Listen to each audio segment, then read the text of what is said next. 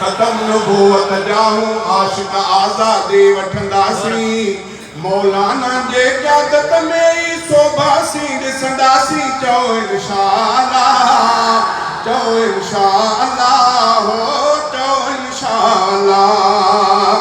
ख़त्म नबूवत जो हर हाल में करणो आहे तहफ़्फ़ुज़ ख़त्म नबूवत तहफ़्फ़ुज़ ख़त्म नबूवत जो हर हाल में करणो आहे डॉक्टर साहब वांगे नबीअ जे शान ते मरणो आहे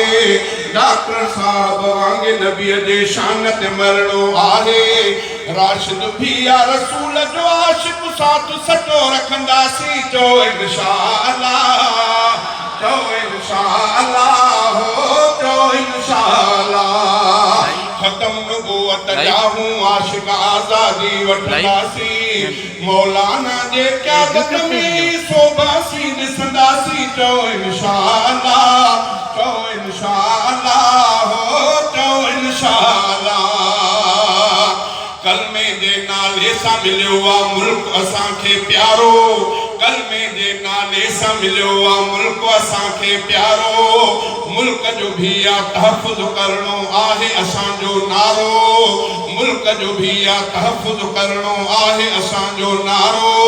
कलमे जे कानून जे ख़ातिर हाणे अॻे वधंदासी चओ इंशाअल्लाह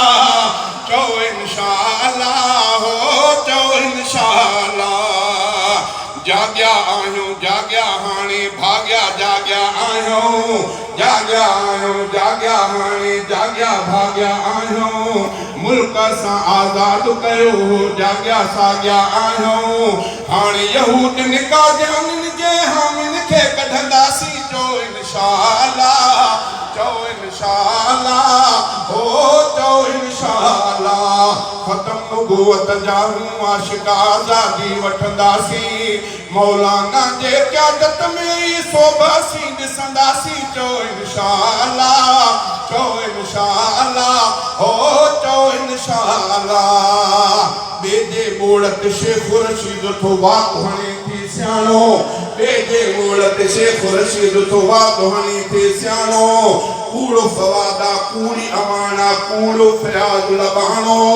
कूड़ो फवादा कूड़ी अमाना कूड़ो फयाज़ लबाणो टीम सॼी या चोरन जी हितन खे न हिते सहंदासी चओ इंशाअल्लाह नारे तकबीर ख़त्म नबूवत जाग्या जाग्या आलिम जाग्या जाग्या जाग्या नारा जहाज़न में था लगने इमरान न्याज़ी गो गो गो नारा जहाज़न में था लगने इमरान न्याज़ी गो शहज़ादा अॼु सभु था चवनि इमरान न्याज़ी गो ॼाण भॻो इमरान न्याज़ी नारासी हणंदासी चओ इंशाअल्लाह गो न्याज़ी गो न्याज़ी गो न्याज़ी एक टके के दो न्याज़ी ख़त्म नबूवत जाहूं आशिक़ आज़ादी वठंदासी मौलाना जे क़यादत में ई सोभासी ॾिसंदासी चओ इंशाअल्लाह चओ इंशाअल्लाह